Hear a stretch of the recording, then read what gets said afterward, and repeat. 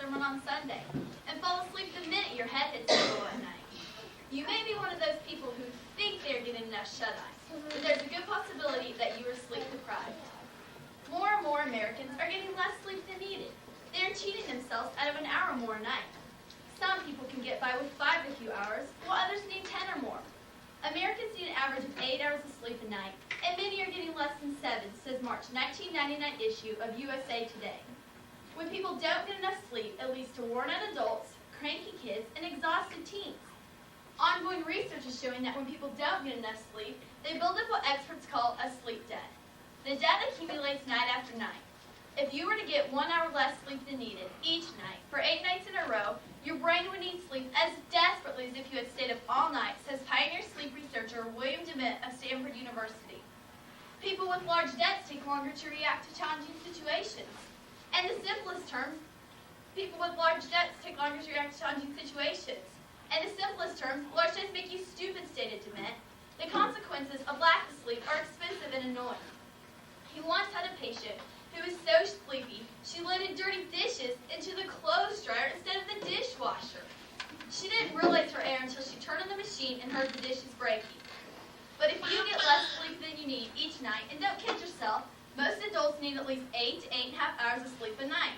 You will accumulate your sleep debt. Like it or not, you will pay it back. Perhaps by napping in front of the television. Perhaps by lapsing into microsleeps, moments of involuntary unconsciousness that can occur at any time, including when driving, stated DeMint. So whether you think sleeping is a waste of time or not, the truth is you still need your sleep. So today I will talk about why people don't sleep, the effects of not sleeping, and why you should sleep. There are many reasons why people don't sleep. A main reason is because this is a 24-hour society, stated Thomas Roth, head of the Division of Sleep Medicine at Henry Ford Hospital. A regular routine is important to healthy sleep. But nowadays, people can watch television or be on the internet all night. They are less motivated to stick to a schedule of going to bed and getting up at the same time. If we didn't have light bulbs, we wouldn't have so much difficulty sleeping, Roth says. You can go and eat at a restaurant at 3 a.m. For many working people, tiredness is a chronic condition. Working hours are exorbitantly increasing as firms lay off workers to become more efficient. According to the American Management Association, days lasting 13 or 14 hours are not uncommon. Add a social life and sleep goes out the window. It's a problem with priorities. People are so occupied with job commitments, kid schedules, television viewing, and internet surfing, they have come to regard sleeping as a nuisance. Sleep is the lowest priority because its values haven't been made known through education and understanding. Around 58% of Americans, on average, grab less than 7 hours of sleep a night. And this pattern is mirrored around the world, says Robert Farney of the Intermountain Sleep Disorder Center in Salt Lake City. He's worried and stresses that between 7 and 8 hours of sleep a night is optimal. We tend to be a sleep-deprived, caffeine-driven society. When we cut something out, we cut out sleep. Many people today in our society have the attitude that their will is stronger than their body, says Mary Kaskagan, a Brown University professor and director of the Bradley Sleep Laboratory. Sleep now seems to be a modern-day affliction. Before the invention of the electric light, people tended to sleep at least 9 hours each night, says March 1999 issue of Catholic Digest. Now people are not sleeping as much, and this lack of sleep has many effects. The world record holder for wakefulness, a 17-year-old student from San Diego, lasted 11 days before succumbing to slumber. During this time, he experienced blurred vision, confusion about identity, memory lapses, irritability, and the odd hallucination. Happily, he suffered no long-term effects. For most of us, we would rather sleep than to challenge this record. For many of us, tiredness is an all-too-familiar feeling. We all are aware that insufficient sleep can impair alertness, affect our work capacity, and often makes us moody. Now, some researchers suggest that long-term physical health problems can result.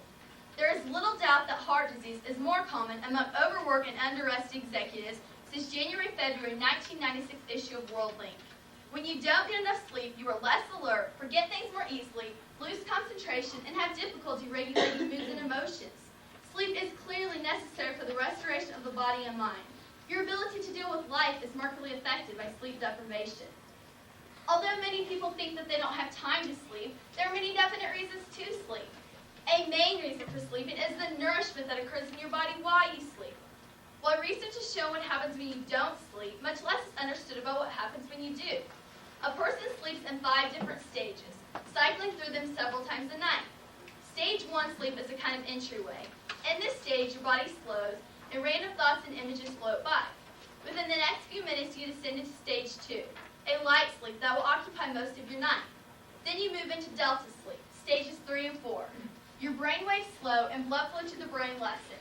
When a person is in delta sleep, it is difficult to awaken them. This stage is believed to be the most restorative. This is where growth hormone is secreted. A child needs more and deeper delta sleep than an adult does. Then, about 90 minutes after you go to bed, you enter stage 5, called REM sleep. REM stands for rapid eye movement. During this stage, your eyes dart around under your closed lids. The brain during this stage is almost as active as when awake. Neurons fire wildly, heart rate and respiration speed up. But your muscles are virtually paralyzed, so you won't act out what's happening in your brain. During this stage is when the most dreaming takes place, the most intense and coherent dreams. Also during this stage, the brain seems to be exercising connections between nerve cells. In fact, REM sleep may play a role in learning. Infants spend half their time in REM sleep compared to only 20% for adults. An adult would typically move through the 5 stages of sleep at least twice throughout the night and then have 2 more REM cycles after that. Not surprisingly, our most intense dreaming occurs in the second half of the night. Though sleep has value for the entire body, its chief beneficiary appears to be the brain. Scientists suggest that sleep helps repair the wear and tear of consciousness, helps aid in assimilation of information, or the impression of memory. So as you see, the need for 9 hours of sleep is still very important. If you're not getting a good night's rest, here are some tips for you. First, go to bed and get up at the same time. Exercise regularly, but complete the workout at least 3 hours before bedtime. Establish a regular, relaxing bedtime routine, such as taking a bath or reading a book. Associate your bed with sleep. Don't work or watch television there. Avoid nicotine and caffeine late in the day. And finally, don't drink alcohol to help you sleep. As I have shown you, sleep deprivation is a big problem in our society, and the need for sleep is important for our health. Of course, there are people who can wake up feeling refreshed after 6 hours, and others who feel sleepy unless they get 10. But both exceptions are extreme state of Millman. It takes a level of maturity to say, I'm exhausted, I'm going to bed. So as you see, you must sleep. You need to realize that sleep is an important part of your life, just like exercising or brushing your teeth. One final tip for a good night's sleep, don't forget to pray. Now I lay me down to sleep. I pray the Lord that I will sleep. School is where we go to learn to read and write and to add and subtract. School is also a place where we learn many life lessons, like racism. Nigger by Charlene Woodward. H-I-J-K-L-M-N-O-P. I learned my ABCs in one night, thanks to my Aunt Ruby, who gave me this big, beautifully illustrated ABC book, thanks to my daddy talking to me. One night, after supper, my daddy said, Charlene, go get me that big, pretty book, meet me on the couch. I did this. I sat next to Daddy, and he opened up that big, pretty book on Book for All Laughs, and he said, this is an A, this is a B, this is a C, this is a D. What is this, Charlene?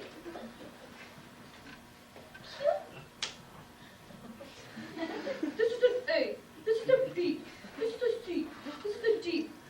What is this, Charlene? B? This is an A, this is a B, this is a C, this is a D. Pay attention, Charlene. What is this, Charlene? A? Very good, Charlene. What is this, Charlene? B? Very good, Charlene. What is this, Charlene? D? This went on all night long until sunrise, when I could identify every letter of the alphabet, forwards, backwards, and out of sequence. Oh, Mommy was mortified. Daddy was determined. My sister Allie watched as much as she could from up underneath that coffee table. Then she fell asleep, and Mommy put her to bed late at night. Next morning, at breakfast, my daddy said,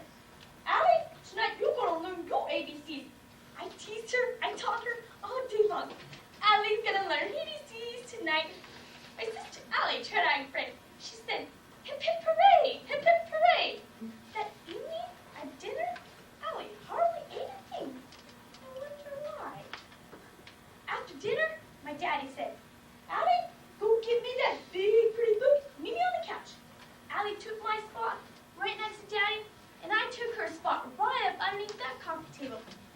Daddy opened the book, both their laps, and he said, "This is the A, this is the B, this is the C, this is the D. What is this, Allie?" "Eleven-O-P." My sister wailed, my sister screamed, my sister felt crocodile tears. Then she started peeing on the couch. "Get her off my couch, Woody!" Mama screamed. "Get her off my couch!" Then Allie peed all over the living room rug. "See what you did, Woody? This is all your fault. You know you can't put Allie under any pressure." "Come on, Allie. Mama's a little baby. Let Mama clean you up. It's all over." So, when I entered kindergarten, I could already read. My sister Allie can't read to this day. Just kidding. But, as a result of my reading ability, at the beginning of 3rd grade, I was placed in an accelerated program. It was called AT. You were academically talented. Instead of my mommy walking me and Allie up to school 6, she and Allie walked me down 2nd Street, right to the bus, all the way across the town, to my new school, School 20. At the bus stop, my mama gave me a pep talk. Of sorts. She said, "Charmaine, your job is to be smart. Your job is to do what the teacher tells you and do well. All the other kids will have lots of help from their parents and other brothers and sisters. You won't have any. Your father and I are working hard to take care of this family. We are working round the clock to keep you and Allie comfortable life. But you have to rise up and do it. Otherwise, I wouldn't have chose you." "Yes?" "I know I do, Mama." The bus came, and I boarded that bus, and I waved to them till I couldn't see no more. This ride stuff was turning out to be a double-edged sword. I was being taken away from everything I knew and loved. My neighborhood, my school, most of all, my Allie. Oh, the difference between School 6 and School 20 was like night and day. First of all, there was only 16 kids in my class. My teacher said it stayed that way until 7th grade. Second of all, Randy, French, and I were the only 2 Negro kids in the school. But I looked forward to making friends, and I did. Bobo, Julie, Linda, Frank, and me, we were inseparable. I loved my teacher, Mrs. Rosenblatt, and I put all my books and papers in this big red plaid book bag, which my father gave me the first day of school.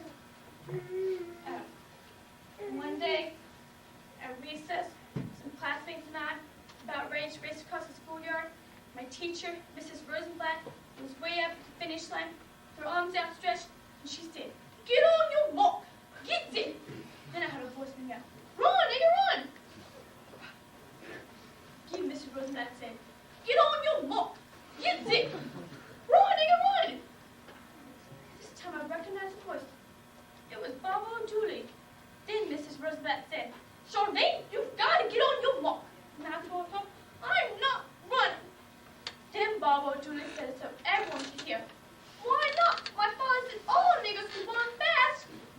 Well, Mrs. Rosenblatt did the running that day. She raced across that schoolyard, grabbed Barbara Ladue by the arm, marched her up the stairs into that classroom. No one had ever called me that name before. I felt as if someone came behind me and punched my back. All the other kids thought it was funny. They were all laughing. I felt, for the first time since school started, I couldn't wait for that school bus to come and take me away from School 20. When I got home, my mom was in the garden working around the peach tree. And I said, "Mama, Mama, they called me nigger today in school. What will do this? Boy, nigger one." My mother put down her tools, took off her gloves. She stood up and she started laughing. She laughed and she laughed. She couldn't stop laughing. I said, "Mama, please." My mother collected herself. She said,